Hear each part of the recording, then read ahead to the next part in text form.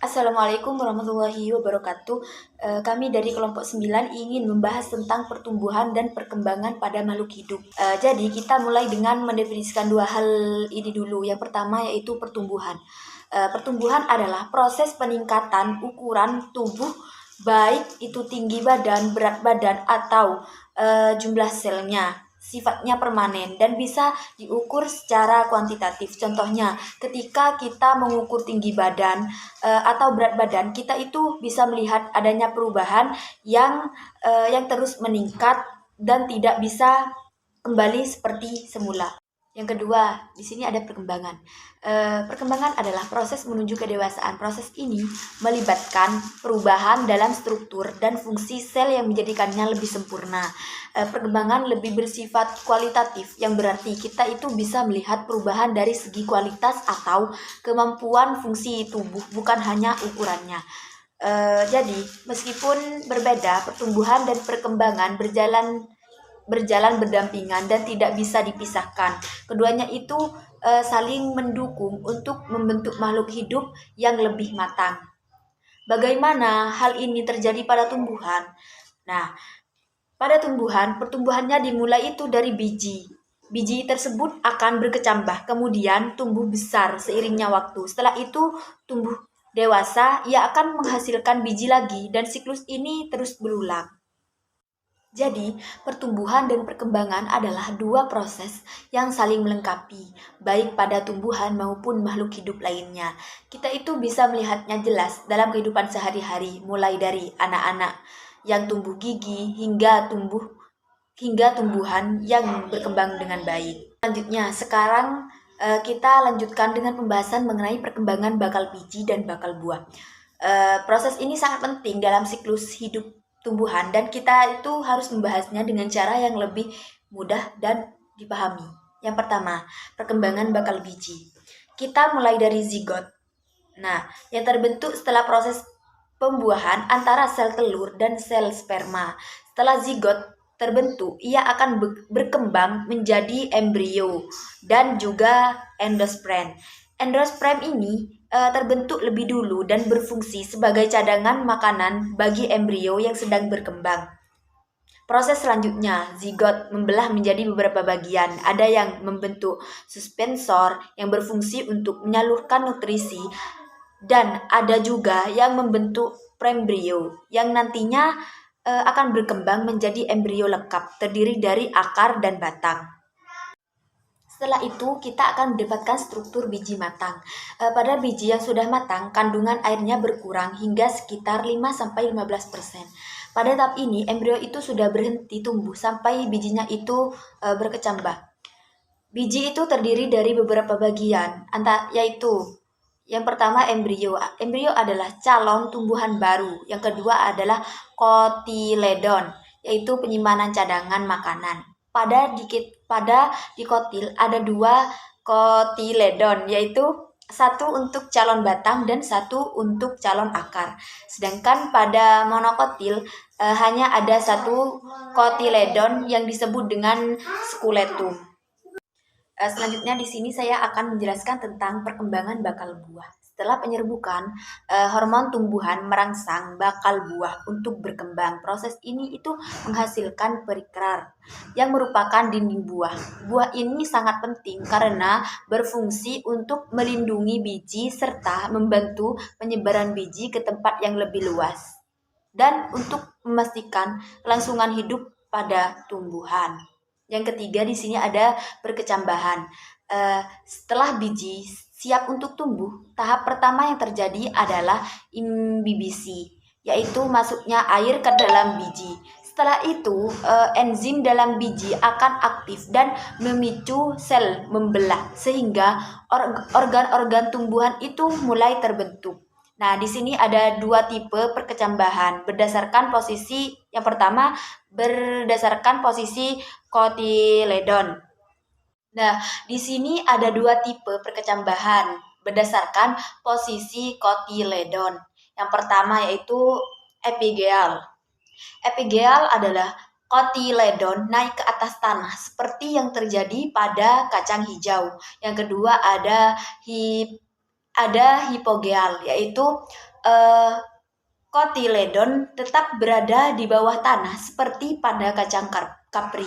Itulah gambaran singkat tentang perkembangan bakal biji dan bakal buah. Proses ini itu sangat menarik karena menunjukkan bagaimana tumbuhan berkembang dari biji hingga akhirnya bisa menghasilkan biji baru lagi. Selanjutnya di sini saya akan menjelaskan tentang pertumbuhan pada tumbuhan. Tumbuhan ini memiliki dua jenis pertumbuhan, yaitu pertumbuhan primer dan pertumbuhan sekunder. Keduanya ini memiliki peran penting dalam perkembangan tumbuhan dari kecil sampai hingga dewasa. Yang pertama di sini ada pertumbuhan primer. Pertumbuhan primer yaitu terjadi karena aktivitas dari meristem apikal, yaitu meristem yang ada di ujung akar dan ujung batang. Aktivitas ini itu menyebabkan akar dan batang tumbuhan itu bertambah panjang. Proses ini bisa kita bagi menjadi 3 daerah utama, yaitu yang pertama daerah pembelahan. Di daerah pembelahan ini, di sini ada sel-sel meristem membelah dengan cepat untuk menghasilkan sel baru. Yang kedua, daerah pemanjangan. Daerah pemanjangan ini yaitu sel-sel yang baru terbentuk kemudian memanjang dan memperbesar ukuran tumbuhan.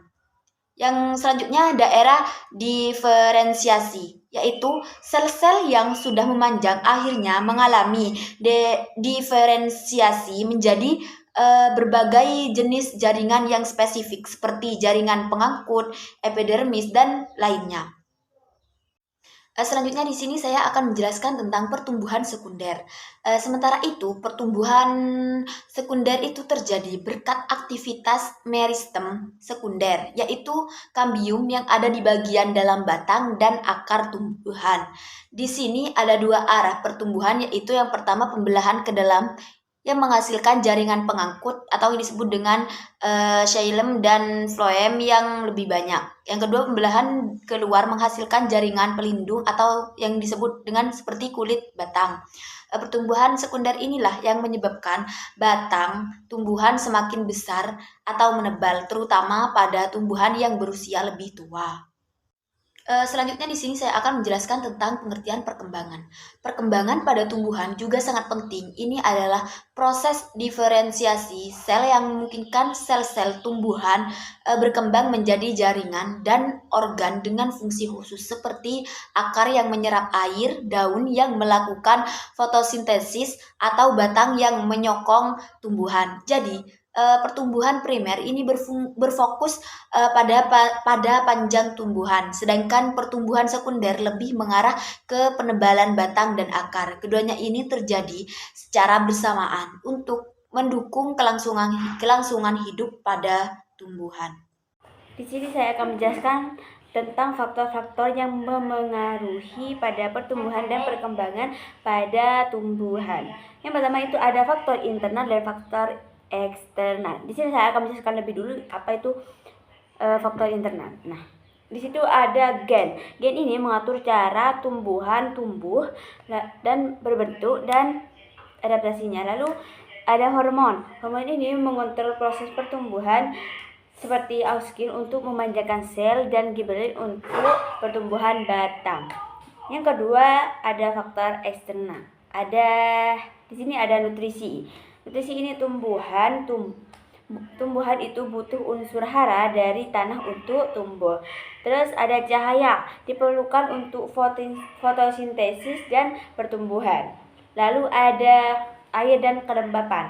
Air ini diperlukan untuk fotosintesis dan menjaga kelembapan agar tumbuhan itu tidak menyebabkan kekeringan. Nah, yang terakhir ada tanah. Tanah ini harus subur dengan cukup unsur hara mendukung tumbuhan itu tumbuh dengan lebih baik. Lanjut, di sini saya akan menjelaskan tentang pertumbuhan dan perkembangan pada hewan. Yang pertama itu ada phase embryonic.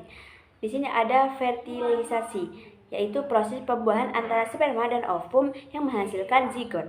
Lalu pembelahan zigot. Zigot mulai membelah menjadi beberapa bagian yang membentuk morula. Morula ini bola sel.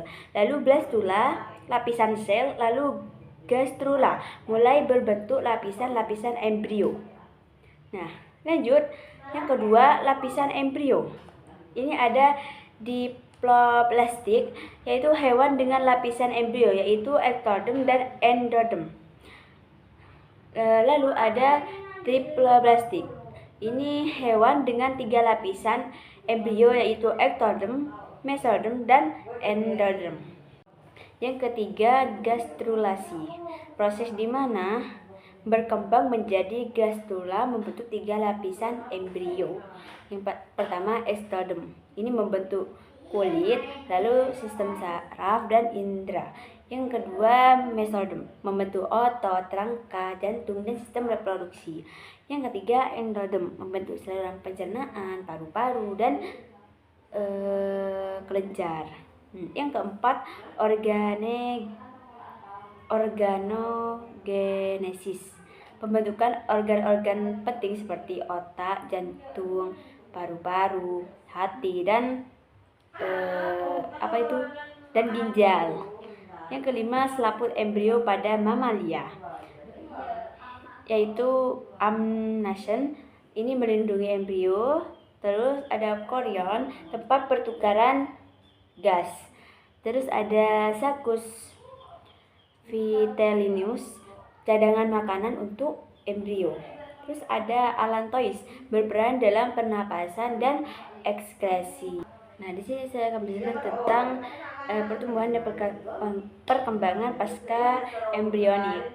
Nah, setelah fase embrionik, tubuh hewan terus berkembang. Tubuh membesar dan organ-organ, terutama organ pada reproduksi, mulai matang. Pada beberapa hewan bisa terjadi regenerasi atau metamorfosis. Yang kedua, regenerasi. Regenerasi adalah proses perbaikan bagian tubuh yang rusak atau hilang. Contohnya Contohnya cacing pipih bisa memperbaiki bagian tubuh yang hilang.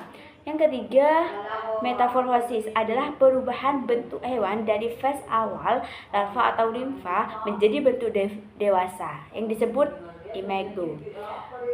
Metamorfosis sempurna contohnya serangga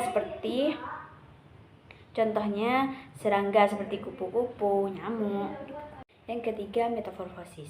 Metamorfosis adalah perubahan bentuk hewan dari fase awal larva atau nimfa menjadi bentuk dewasa imago.